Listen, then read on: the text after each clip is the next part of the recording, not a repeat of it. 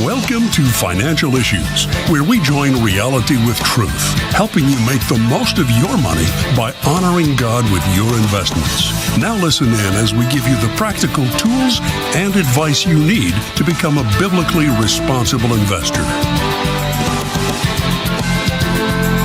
Good morning. Welcome to Financial Issues. I'm your host, Shana. Thanks for tuning in today. At Financial Issues, it is our goal to help educate you about financial issues from a biblical worldview. We hope that you are a partner with us, and we hope that you're enjoying our new website. We know that there's that it was released with some bugs, but I've never heard of a website release that didn't have any bugs. So I guess we're in good or decent company. But our team has been working hard to get those resolved, and thank you all for being patient with us. We know that you've got a lot of questions, and we're going to get some resources posted up on the partner side of the website for you. If you are not a partner, we would ask you to consider becoming one. It's a great way to support this ministry. We are listener and partner funded. So the work that we do here to be on the air and to bring you information about how to be a biblically responsible investor and to keep you updated on what's happening in the markets and the economy is made possible by our listeners and partners. So when your heart is convicted enough to want to pursue a biblically responsible investment strategy, you can become a partner. Just $132 a year. You can find out more about it at financialissues.org, and I'll leave it at that for today. Well, on the show today, we're going to get to some answers to some of the questions that you guys have been sending in. We're going to take a peek at the latest economic news. It is Jobs Week this week, and we're going to get encouragement from the scriptures in our stewardship verse of the day. It comes from Proverbs 11:2.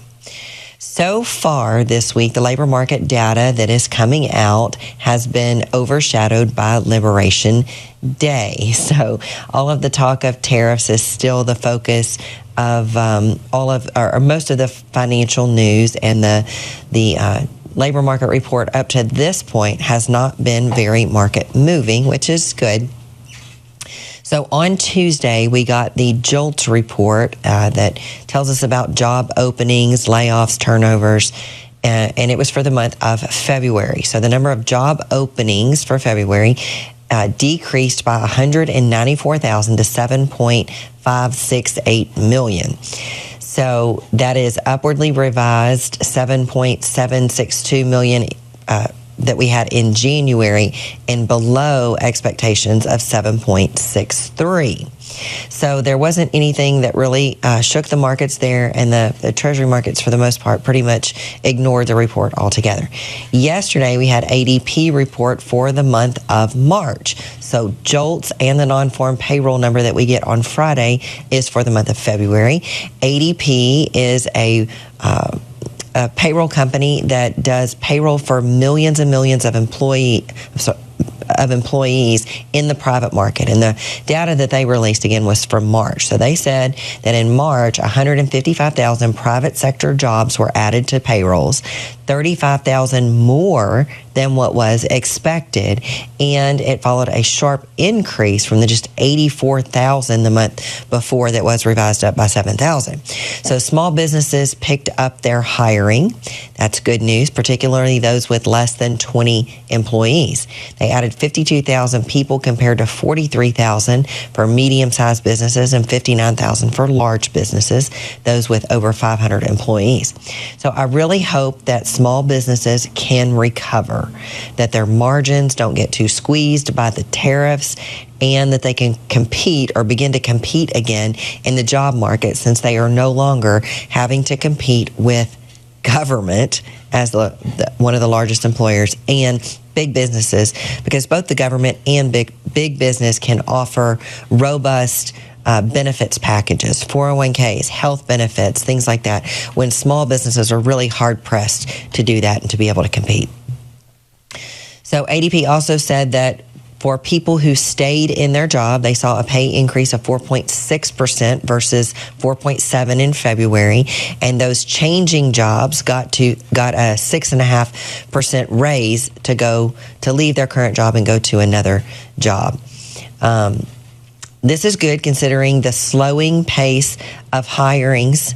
Employees are no longer in shortage like they were during COVID. So, when companies started hiring back, employees were in high demand, and they could pretty much write their paycheck to either convince their employer to increase their pay to keep them there or get a huge raise to go somewhere else. Now, tomorrow we get the big non-farm payroll number, and we'll be keeping an eye on that as well. The stewardship verse of the day comes from Proverbs 11:2. When pride comes, then comes disgrace, but with the humble is wisdom. So this verse in Proverbs teaches us that pride leads to disgrace, but humility brings wisdom. It emphasizes the importance of humility in gaining understanding and making wise choices, while warning that arrogance results in downfall. So as we referenced yesterday in our stewardship verse of the day, sometimes we don't ask questions because we're afraid of looking foolish. But what is really at the root of that fear sometimes is pride. So let's not navigate hard decisions alone because we're too proud to ask for wisdom. True biblical stewardship requires wisdom. Wisdom to manage money, to make investment decisions, to give generously, and to live with eternal priorities in mind. So when you're unsure whether a financial decision aligns with God's will, whether you're trying to steward your resources faithfully, or when you're tempted to rely solely on human logic, let's not be too proud to ask. Instead, let's pray for wisdom and trust that God will guide our stewardship decision so that we can manage well the things that He's entrusted to us for His glory. So let me encourage you to be an asker. Ask all the tough questions of God. I promise you can't stump Him. He knows everything about everything. Don't lean on your own understanding. Seek God's wisdom and then trust Him to lead you in the way that you spend, save, invest, and give. So we can help with the investing part. We call it defunding darkness. It's a biblically responsible investment strategy. We can also help with the giving part. We call that funding the light. We believe in our ministry partners. So if your heart is burdened for making sure that children hear the gospel of Jesus Christ, you can deploy some of your financial resources with Crossroads Kids Club. You can sponsor a child to bring the hope of the gospel to them in their public school across the country and across the world. To see more about this opportunity to fund the light, visit reachOurschools.com. Seth, did you have any thoughts you wanted to add? The interesting thought I had with this verse was that we don't often find this in the world system, but humility and wisdom go hand in hand. That those who are wise are also those who are humble. And both of those are gifts from God. So yeah, I would encourage our listeners to seek wisdom. And oftentimes I think you'll find if you seek wisdom and find it, humility comes with it, which is pretty cool. Yeah. As you were saying that, I was thinking of the pride movement. Yeah, right. How unwise it can be. Right. Exactly. Amen. That's well said, Shana. Right. Well, maybe we got time to squeeze in a question. Yeah, let's do it. Let's do Karen. A 27-year-old daughter has a Roth IRA with about $8,600 in it. She said she will not add more funds as she can now invest through her employer with a match. It's allocated among 4 ETFs as Dan had originally recommended. To rebalance using the current model that she's in, can we add TM22, that's actually MF22 and MF83 percentages to ETF 1? It would save her a lot in fees and have as little in the mutual funds as possible if she'd still have adequate diversification. Karen is 59, Shana, and again, her daughter is 27. Okay, great. So since Karen has submitted the question, we have updated the asset allocation models and the fund models as well. So yes, to answer the question, in short, you can use the ETFs that are similar to the mutual funds. In fact, in the new models, which we are still working to get perfected on the new site to get to have them showing up correctly. So make sure if you are rebalancing right now that you're working with the most recent and updated version, that message at the top that says to hold off is gone. But yes, you can use the ETFs and funds interchangeably with the exception of the Israel fund. That's one that doesn't have its own ETF. So you could do that. And in fact, in the new models, we've lumped together like the growth funds and ETFs. So you have the ability to pick and choose which ones you want to go with. Awesome, Shana. I've got time to squeeze in this comment from Mario. Mario is very pro FISM, very nice. He's saying, I was very disappointed with Charles Payne of Fox Business of making money with Charles Payne for not having FISM as a guest on his special, It's a Matter of Faith. Mario, I actually watched this when it was aired. And, Shana, it was really encouraging to see there are a lot of people who want to do biblically responsible investing, which is pretty cool. That's good. Yeah. That's great. Yeah. That means that we have a long future ahead of us and a lot of people to reach. Exactly. So, that's exactly right. That would have been a fun interview to do, but I'm not sure who it was that was on there. But I just hope that many people heard and were motivated about biblically responsible investing.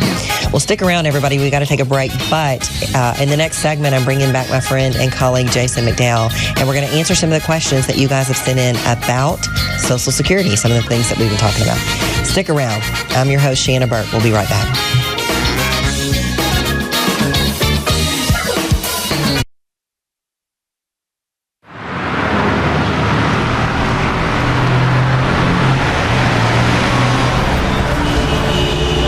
Navigating through investment options can be challenging, especially when you're determined to uphold your God-given values.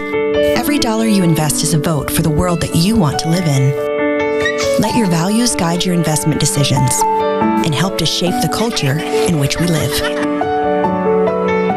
Become a beacon of light and pave the way with biblically responsible investing. Timothy Plan, where faith and finance collide. Before investing, carefully consider the fund's investment objectives, risks, charges, and expenses of the investment company. This and other important information can be found in the fund's prospectus. To obtain a copy, visit timothyplan.com or call 800-846-7526. Read each prospectus carefully before investing. Investing involves risk, including the potential loss of principal. In a time when children are facing unprecedented challenges, the gospel stands as the greatest source of hope. At Crossroads Kids Club, we have the incredible opportunity to bring the message of Jesus into public schools nationwide. Join us in sharing the life-changing hope of the gospel with the next generation. The need is urgent, but God's love is powerful. Together, we can offer Christ's love to children who are longing for it. To join us, visit reachourschools.com. That's reachourschools.com. Through the ministry of Preborn, the Financial Issues family has saved tens of thousands of lives of babies. What an amazing job that God has done through you, the Financial Issues family. Would you join us in saving the lives of babies? What an amazing reunion we will have in glory, meeting all the people that we have saved. Please go to preborn.org. That is preborn.org or financialissues.org and click on the Preborn banner. Securities offered through G.A. Reppel & Company, a registered broker-dealer and investment advisor, member FINRA and SIPC. Opinions expressed by Shana are hers alone and are for informational purposes only and do not necessarily represent those of G.A. Reppel or the outlet on which you are listening. You should consider how the information applies to your situation prior to personally implementing it and consult any financial professional you work with to make sure it's applicable to your financial plan. Welcome back to Financial Issues. Well, in the last month or so, we've talked about the Social Security Fairness Act. It was enacted on January the 5th of 2025, and it repealed two provisions: the windfall elimination provision, known as WEP, and the government pension offset, the GPO. Those two things previously reduced Social Security benefits for individuals who are receiving pensions from employment not covered by Social Security. So the change primarily benefits to public sector workers such as teachers, firefighters, police officers, etc. And the repeal went into effect for both current benefits and benefits payable after December 2023. So the Social Security Administration began adjusting these benefits and issuing retroactive payments in February of this year. So benefits that were affected by the WEP and GPO reductions are receiving increased monthly payments and they're getting their lump sum. So the Social Security Administration has been incrementally implementing these changes, with most benefits expected by April. That's this month of 2025. Now, a listener named Deborah from Montana must have heard the show where we were talking about all of this, and she sent in this question. She said, I'm 71 years old. A few weeks ago, I heard you talking about getting checks from Social Security. I have called Social Security twice here in the Great Falls area, and they say it's a scam. Not to believe it, and it won't happen. So I'm curious if it's for real. They don't know about it, and I think it's a great idea. It would be a big blessing. I'd appreciate hearing more about this. So I've invited my friend Jason MacDowell back. He was on with me originally when we discussed all of this. And so, Jason, you want to address Deborah's question? Absolutely. So I'm going to side with the Social Security Administration. If you walk in there and just arbitrarily say that you heard about getting some checks, they're going to assume that someone called you or sent you a letter and is trying to scam you. So I 100% agree with the protection there that they've added.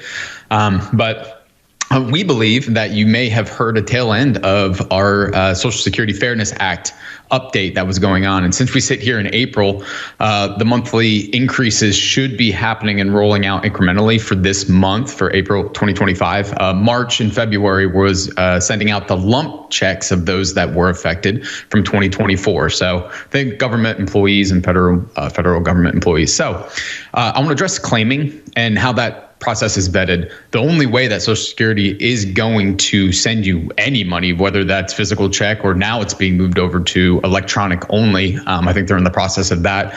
Either way is to go through their vetting process of claiming. I mean, you have to talk to someone on the national hotline. You have to call there and either set up an appointment and go through what they need to prove your identity, and then your whole claiming structure that way.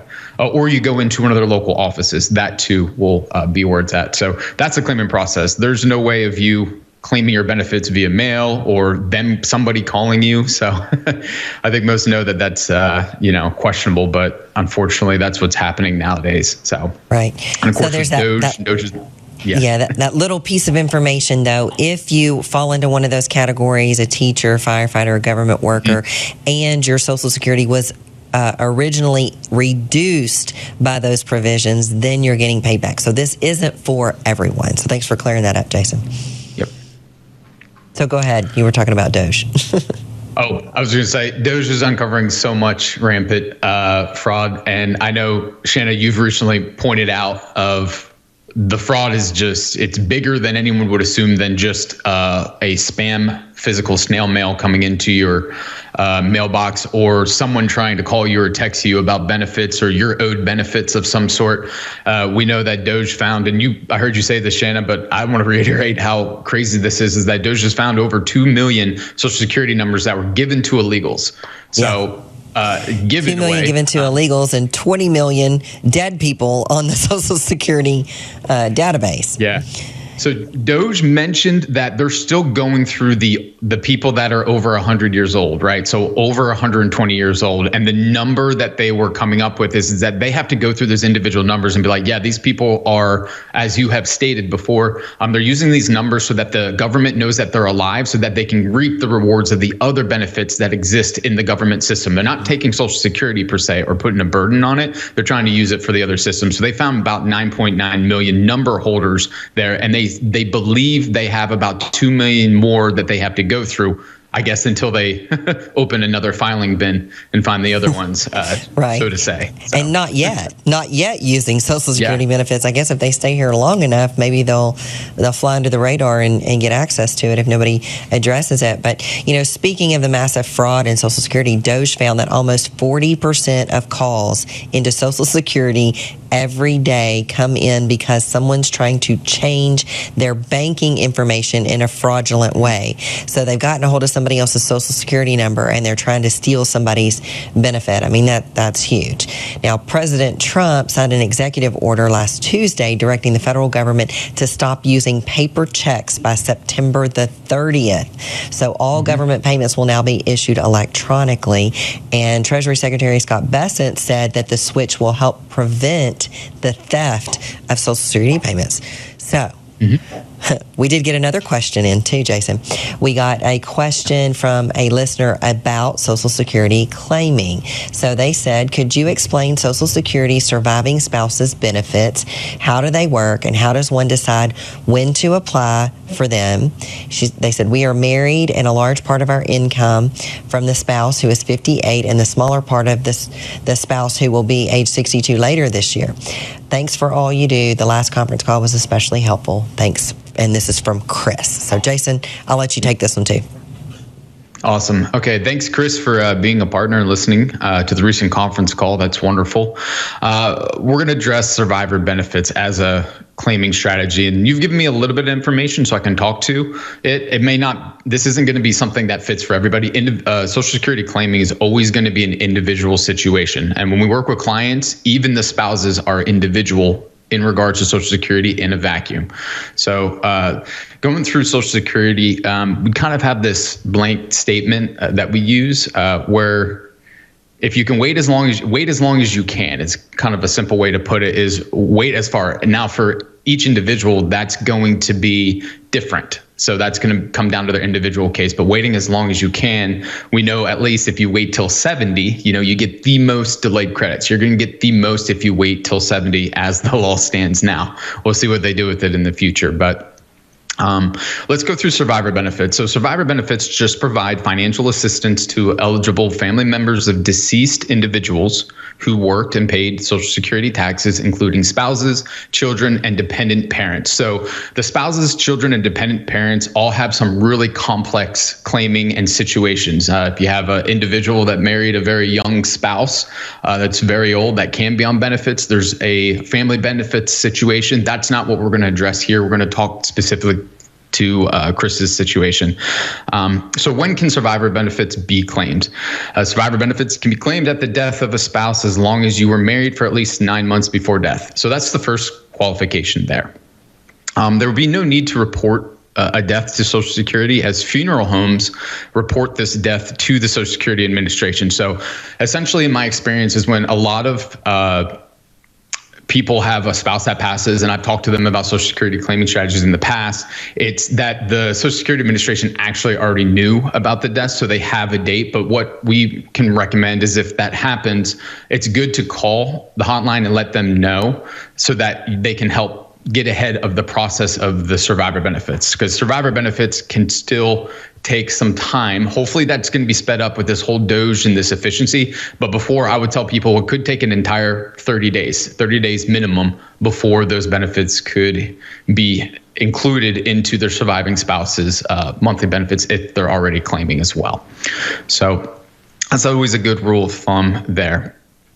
Yep. So another rule of thumb is that benefits can only be claimed for higher amounts. And so this is where we're going to drive into the survivor benefits side. So if it's going to be for qualified. So addressing Chris's question here, I'm going to look at the 58-year-old, and we like to anchor claiming strategies for survivor benefits around the higher earner. So when you're looking at a spouse, two spouses, we always want to look at who is the higher earner. Doesn't matter, husband or wife. Just if you're both working, who is the higher earner? That person, generally speaking, is going to be the one that we want to anchor and wait the longest for the claiming strategy. Why? Because depending on a few statistical information, let's just say it's the husband. We believe that men pass before women from a statistical standpoint. So if the male or the husband is the higher earner and has made the most with Social Security, we want him to wait until at least, full retirement age or until age 70. The reason why is that means the surviving spouse, which is in most situations, the wife will out-survive the husband, and then that way the wife can have the higher benefits. So the nice thing about survivor benefits once claimed is that you can, if the higher earner actually has delayed credits included, so waited till say age 70, that means that those delayed credits will be included in the benefit to the surviving spouse as long as they claim surviving benefits past their full retirement age. So in a way, we want to look at the higher earner waiting the longest as possible, at least past full retirement age or at their full retirement age, just so their surviving spouse can get a bump up in benefits to help them. Because a lot of times when you have a spouse and a spouse both claiming, there's spousal benefits there too. So you can only claim a higher amount. So if you're looking at survivability, well, you want to make sure the surviving spouse is in that decision-making process for their survivor benefits. So. Yep. Very well said. That was quite a mouthful. And, it's kind of our general consensus that it's best to wait as long as you can. Now, some people don't have that luxury. They're retiring. They have to have the benefits. Then it just makes it, an easy choice. You have to do what you have to do. But, to know that you get a 30% increase in your monthly benefit if you wait from full retirement age till age 70, that's something that's really hard to pass up. So that's not something that you're going to find almost in any other investment opportunity. Well, we got to go right now, but I hope that you'll stay tuned, because up next we have Art Alley with the Timothy Plan coming in to do an interview and to talk to us about biblically responsible investing. Now, if you listen on a station that only carries a 30-minute version of the show, we bid you a farewell. Everyone else, hang around. Art Alley with the Timothy Plan will be up next. Where's Mima? We found out Shepard's diagnosis when I was about 17 weeks pregnant. We learned that he was going to need a series of surgeries after he was born in order to give him what they considered a normal life. And we weren't sure how this worked. Yeah, very emotional, very, very broken. And as my wife just said, not sure how this worked. And called Samaritan, and they said, you just go have that baby. You leave the rest to us. And just to hear the confidence on the other end of the phone of, this is not something that you need to be concerned about at all. You focus on the health of your family, the health of your baby, and we will walk with you every step of the way. I just love the first book of Exodus. The king says the Jews are too many. Get rid of them. I command you to kill the firstborn. But the midwives to the Hebrews heard the order, and what did they do? They defied it. And God dealt favorably with the midwives and gave them families. He blessed them for loving life. He blessed them for saving babies. We have re-entered the death cult in this country. You think about how much we elevate death, whether it be the chopping off of parts and we call it transgender care, whether it be shouting our abortion, and you see it so beautifully in John 10:10. It is the divide of the entire scriptures. Now, most people would say John 3:16, but think about it. The enemy has come to lie, steal, cheat, and destroy. I have come to give life, and life more abundantly. That's the whole ball game, everybody. It is everything. And we have to have the joy of Jesus Christ to enjoy life and to protect it. It's a gift from above.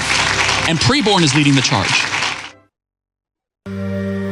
My wife and I, we moved into this neighborhood.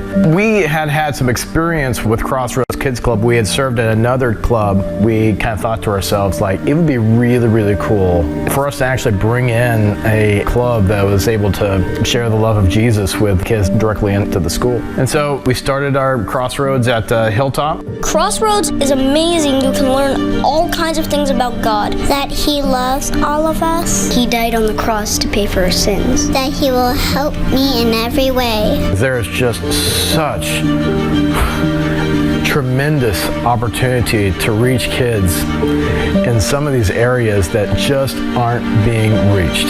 Sometimes I pray every night. When I feel alone sometimes, God is right there sitting next to me. I can rely on Him no matter what happens. To learn more about Crossroads Kids Club and how you can get involved, visit reachOurSchools.com.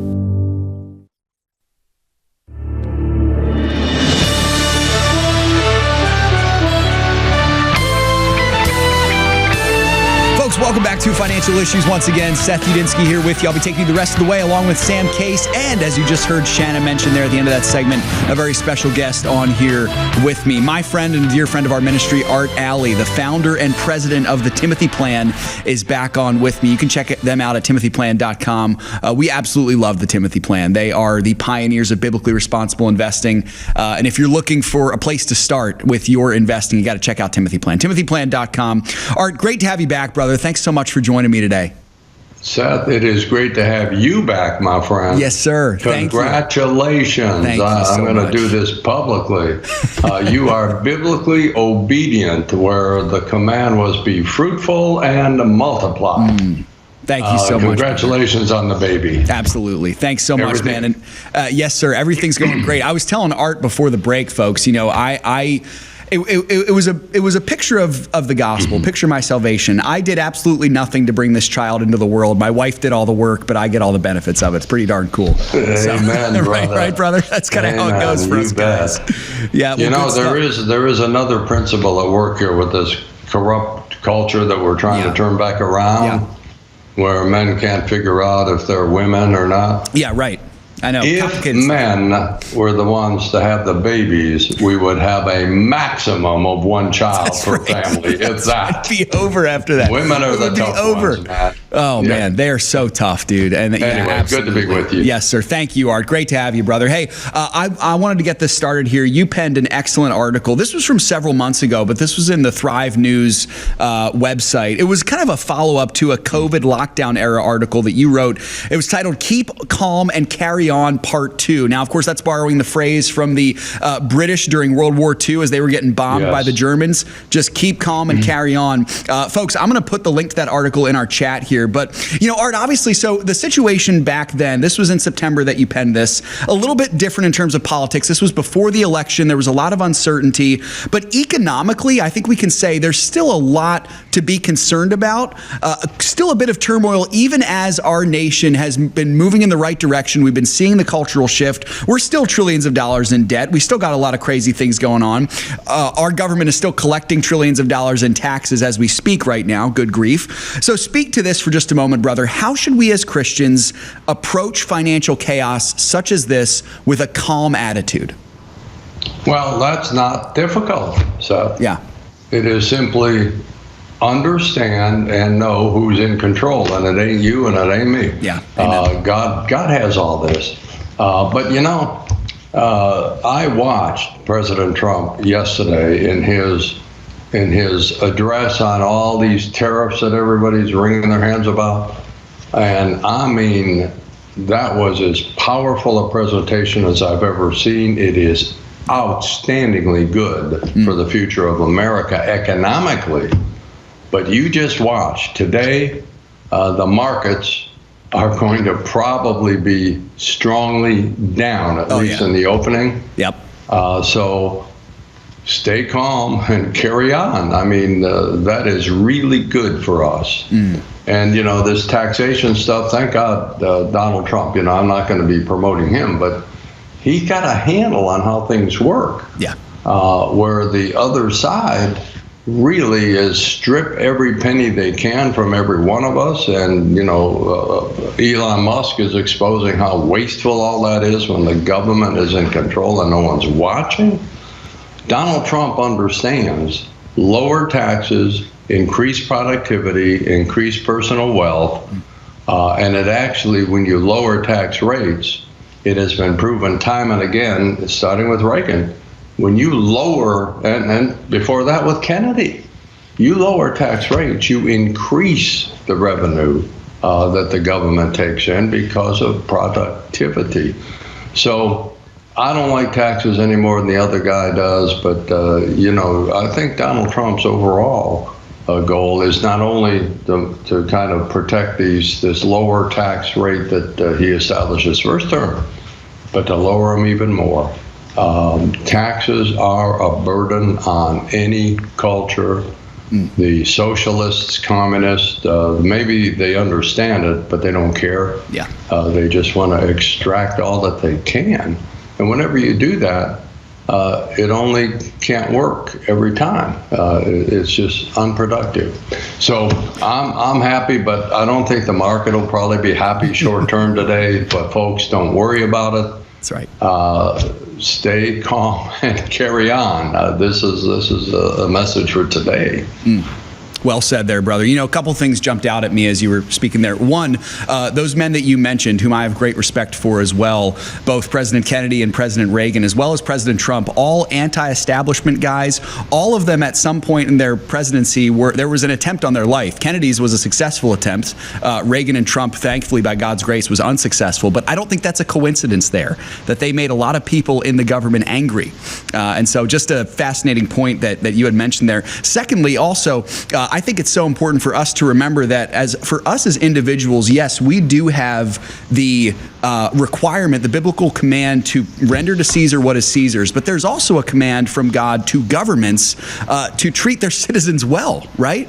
And so we have to remember that also, that yes, high taxes, burdensome taxes, unnecessary taxes, I think that's just about as sinful as not paying taxes as well.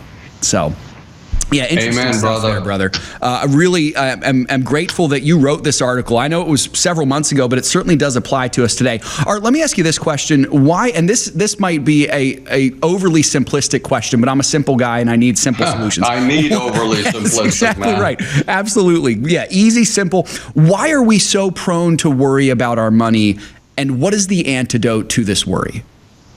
Well, the antidote is what I've been preaching for years. Number one, it's not our money. Yeah. It's all God's money. And we're simply stewards of that money. And the term worry is something else I've been kind of preaching, because when you step back and think about it, and human nature is to worry about stuff, but worry is a practical form of atheism. I don't use that word. You can be concerned about stuff, but worry really is a form of atheism. God is in control. When you come to grips with that, it is the most liberating thing that you can do for your own future psychological well-being. Absolutely, brother. It's not just with our money, but I think in every area of life. Oftentimes, not our money. Yeah. We speak and live as if we speak as if God's in control, but oftentimes we don't live that way. We need to start living that way. We need to trust that He's actually in control. He is in control. I just am so appreciative that you brought that up, brother. Let me ask you this: How does Timothy Plan give some protection for this? How does Timothy Plan help folks to overcome this financial fear and really begin to rely on the Lord, who is in control of everything and who owns everything? Well, we are an investment fund. I mean, we have 19 different mutual funds on all asset classes. We cannot promise that everything's going to be hunky-dory and go up and be good and calm. What we do is every one of our funds, Seth, as you know, are managed by top-tier money management firms. Yep.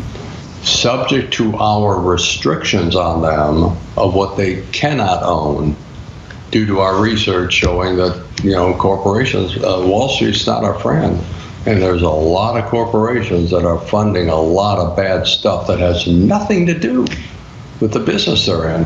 So they're caught up in the culture war. And if they're funding stuff like abortion and pornography, anti-family entertainment, LGBTQ+, if they are promoting and funding that kind of stuff, our shareholders can rest assured we will not own one share of any of those companies.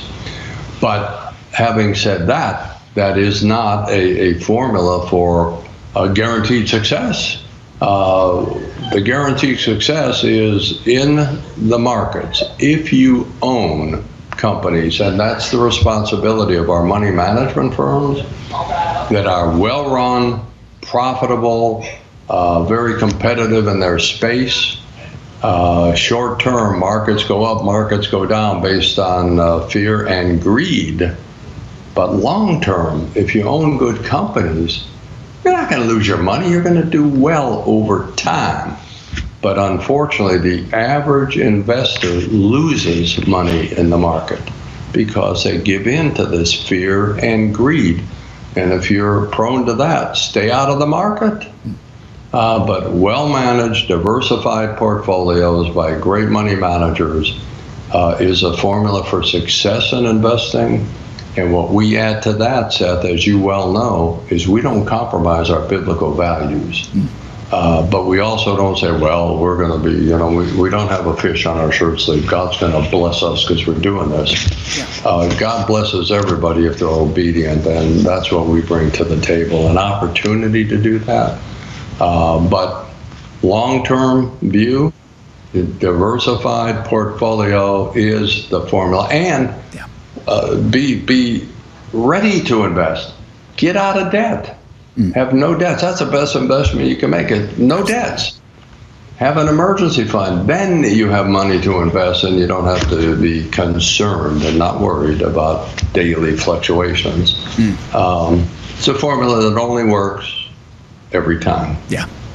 Art, you are a blessing to us, brother. Man, I appreciate every time we get the chance to talk on the air. It's always a blessing to me, and I look forward to the next time we get to do it again, brother. Thank you for your encouragement for me and also for all of our audience. Folks, that's Art Alley, the president and founder of the Timothy Plan. Again, check them out, timothyplan.com. That's timothyplan.com. We got more financial issues coming up right after this break. You don't want to miss it. We'll be right back after this.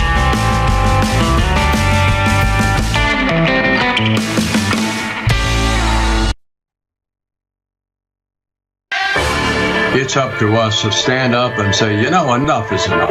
All of this unbiblical stuff that's going on, whether it's abortion or transsexual or LGBTQ, widespread pornography, human trafficking. Bottom line, it's still up to us. If we stop investing in these corporations that are trying to destroy us, sooner or later they're going to wake up. To learn more about biblically responsible mutual funds and ETFs, go to timothyplan.com. If a woman sees her baby on ultrasound, it doubles the likelihood that she'll choose life. On top of that, we share the gospel of Jesus Christ with her. This is why you should support preborn. Then they sat me down. If you were to die today, do you think you would go to heaven? And I was like, no. Keeping the child was my first stepping stone. And ever since then, God has cleaned me up from the inside out. Help support women in need. Go to preborn.com/FISM. What separates Crossroads Kids Club from other ministries to reach school-age children? What sets you guys apart? First of all is our connection with local churches. We mobilize, equip, train, support local church partners. We're right inside the schools. There's a number of ministries that try to serve public school children outside of the school, but we're able to be right there on the campus. Another key thing is just our values. Our highest value is actually relationships. And so we're not a ministry that's driven by a lot of fancy technology or flashy stuff, but rather getting adults who love Jesus and who love kids to sit on the floor with a group of kids, to listen to them, to love them. So I would say the relational emphasis and the simplicity of the model is actually something that makes Crossroads special as well. Help reach kids with the hope of the gospel. Visit reachOurschools.com. The opinions and recommendations expressed on this program do not necessarily represent the opinions of the station or any of the program sponsors. Additionally, all products or services offered by the program sponsors may not be known by the program.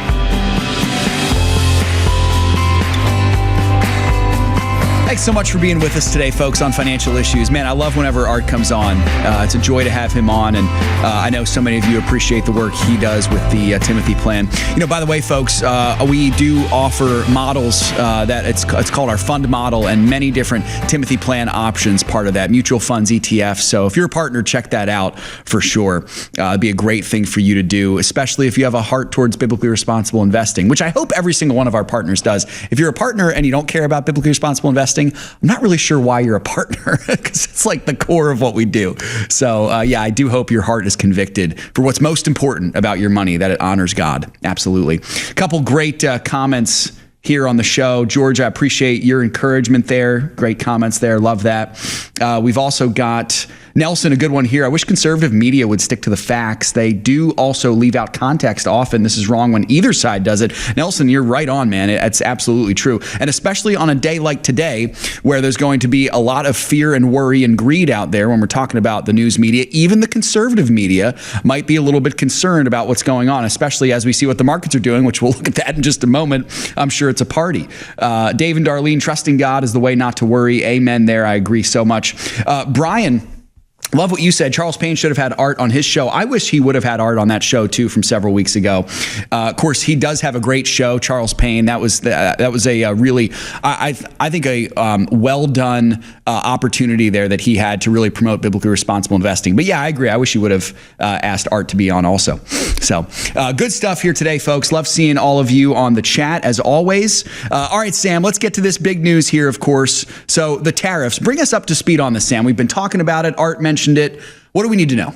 Well, Seth, yesterday was Liberation Day, as President Donald Trump has been touting it, as he's been teasing it for the last couple of weeks. So it's finally here. President Donald Trump yesterday unveiled his new tariff regime yesterday afternoon, slapping a 10% tariff on all foreign imports, an across-the-board tariff of 10% starting this Friday. Additionally, starting next Wednesday, about 60 other countries will face higher tariffs on top of that 10%, equaling to half the trade costs through tariffs and other trade barriers those countries impose on the U.S. Here's President Donald Trump explaining exactly how this will work. The European Union, they're very tough, very, very tough traders. You think of the European Union, very friendly. They rip us off. It's so sad to see. It's so pathetic. 39%, we're going to charge them 20%, so we're charging them essentially half. Vietnam, great negotiators, great people. They like me, I like them. The problem is they charge us 90%. We're going to charge them 46% tariff. So I hope that makes sense. So basically, if it works, let's say you have a 50% tariff on the United States, we're going to charge you a 25% tariff in return. China, in particular, is in for a very wild ride here, Seth. So they're facing under this a 34% tariff from the U.S., but that's on top of already pre-existing tariffs against China. So their total tariffs are going to be, I think, 54%. So that is going to be pretty tough against China. We'll have to see how they respond. Of course, that is why Trump is including this roughly 1 week pause in between announcing the tariffs and when the tariffs go into effect, likely to see how these countries are going to react. Are they going to come to the table and come up with some sort of deal, or do they want to feel the pain and see what happens, roll the dice, if you will? Finally, Trump also announced a 25% tariff on all foreign-made cars that took effect as of today. Good stuff, Sam. Thanks for bringing that to our attention. So that was part of the interview that Art was referring to, part of the clip, that Art was referring to in the interview that we did earlier.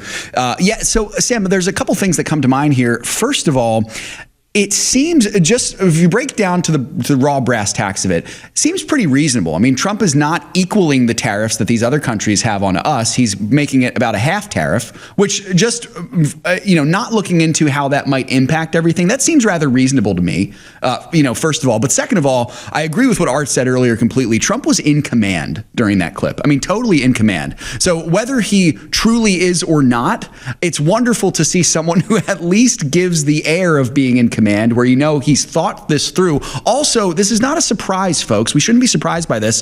The news media outlets, liberal and conservative, are going to act like this was such a surprise and they had no idea this was coming. Sam, I'm pretty sure Trump ran on this as part of his presidential campaign. Am I right? I mean, this should not be a surprise to anyone. Yeah, exactly. It's been kind of interesting when Trump gets elected, right? The markets go through the roof because they're so excited, but then he starts to do the things he actually said he was going to do, and then they freak out about it. I get it to a degree, because in some ways this is much higher than what we thought. We weren't necessarily expecting a 10% tariff across the board, but still, the way Trump's been talking about this is that it's a negotiating tool to bring down the tariffs. Hopefully that's true. And inside the administration, we've been hearing from people like Scott Bessent that a lot of countries are looking to come to the table and rebalance their trade negotiations with the U.S. So it looks like it is going to have that positive effect, at least with some of our major trading partners. We'll see. Yep, that's good stuff. And the last thing I'll say about it as well, this is business. This is called business. This is dollars and cents. This is getting down to it. Not something we're used to seeing in politics. Maybe that's part of the surprise, Sam. I think people are shocked that a politician is doing what he said he would do, because so many of them don't, right? So many of them run on tickets. They say I'm going to do all this stuff, and then they either forget about it or they just don't do it. Trump is actually doing what he said he was going to do, and that is not a normal thing to see in politics, certainly modern day politics. So this is interesting stuff all around, to be sure. As you could expect, folks, the markets are not pleased. Yesterday, they had a pretty good day, so they rose ahead of the tariff announcement. Wall Street closed up for the day in positive territory. The Dow was up 0.5%. The S&P was up 2/3. The NASDAQ was up almost a full percentage point. But then the tariff announcement came, and the pre-markets were way down. Currently, here's what we're looking at. So the NASDAQ is down 4.5% this morning. The S&P 500 is down 3.5% as we speak, and the Dow Jones is down almost 3%. So no surprise. Don't be surprised, folks. The markets do not like that. Again, we should not be surprised by it. Of course, they're going to react this way because they are based so heavily on fear and greed.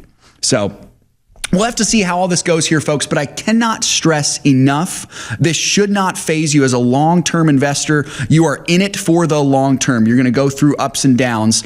Let me also say as well that I love how the financial issues listeners have a tendency to, when they see something like this, they see it not as a hardship, but as an opportunity. This might be a time to dollar cost average. This might be a time to add more to a position. That's how you guys are thinking, and that's the right way to do it, and I appreciate that so much. So it's good stuff to see there, folks. Sam, let's get real quickly here to this, probably the last headline we'll have time for today, also concerning Trump and the financial realm. He's attracting some major investments, and I'm interested to hear about this. What have you got for us here, Sam? Yeah, so if the tariffs are the stick in the carrot and stick approach, what he's doing right here is the carrot. President Trump on Monday signed an executive order creating an office inside the Department of Commerce. It's called the United States Investment Accelerator. And what it's going to do is it will, as the name suggests, accelerate investments in the U.S. worth $1 billion or more. According to a White House fact sheet, the office will encourage large investments by reducing regulatory burdens, cutting red tape, speeding up permits, and also increasing access to national resources, among other incentives. The White House says the office is, quote, needed to cut through red tape and ensure that businesses can quickly deploy capital and create jobs without navigating a maze of bureaucratic hurdles. Yeah, it's good stuff. Once again, running the nation like a business. Now, again, it's not usual to see a nation being run like a business, but it's happening here. No surprise here. Yeah, you got to pair this in your mind with the whole gold card initiative that Trump has rolled out as well. So attracting foreign investors, I think it was $5 billion or more. So I'm sure this is meant to coincide with that to kind of sweeten the deal with those gold cards. Definitely. This is all pro-America, running it like a business. Sam, the one question that I have about this, and I'm not even sure this is an issue, but it came to mind when I saw this, was the question of, does this, an act like this, infringe upon the private sector too much? Is this too much private sector meddling from the government, or is this something else? I'd love to hear your thoughts, actually. I wouldn't think this would be, right? Okay. I would think what you could argue is some of Trump's tariffs policy. I'll leave that up in the air, what individual people would think about that, but specifically the sector-specific tariffs that Trump's rolling out, not necessarily his broad tariffs on different countries, but your sector-specific tariffs, such as his auto tariffs per se. The argument there would be is that Trump, in a way, is protecting or favoring a specific part of the economy over another. So that could be an argument that in particular is intervention.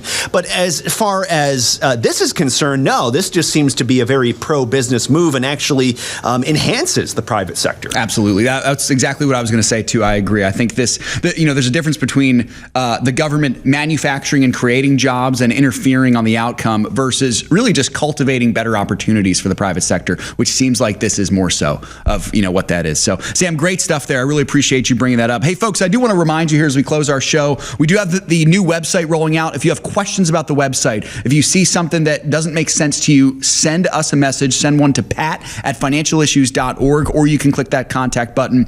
We want to be able to get this site as smooth as possible for our partners. This is your site, your support of the ministry, your financial gifts, your prayers, all that is what made this possible. And so we want to make sure that we give you the best product possible here. So once again, if you see something, if you have a question, reach out to us. We'd love to be able to help that out for you. Appreciate you all so much joining the program today. God willing, we'll do it tomorrow. Hey, I do hope you'll join us for Bible study. I'm thrilled to be back tomorrow. We'll be back in Daniel chapter 3, so we'll be entering the fiery furnace with Shadrach, Meshach, and Abednego. So if you're able to make it, make provisions to be there at 6:30 a.m. Eastern time. But after that, of course, we'll have the show as well. Shana will be back, Lord willing. Until then, remember, it's all His. Let's be found good and faithful stewards. God bless you all, and we'll see you next time. If we ever forget that we're one nation under God, then we will be a nation gone under. Thank you for joining us. This has been an FISM production.